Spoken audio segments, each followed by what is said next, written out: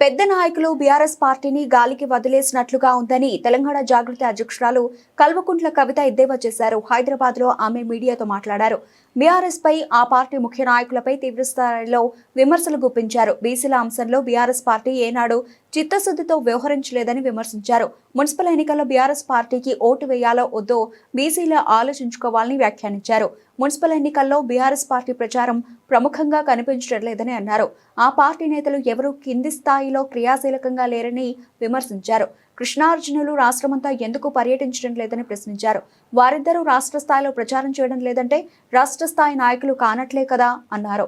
BC రిజర్వేషన్ల అంశంపై BRS తన నిర్ణయాన్ని వెల్లడించాలని డిమాండ్ చేశారు.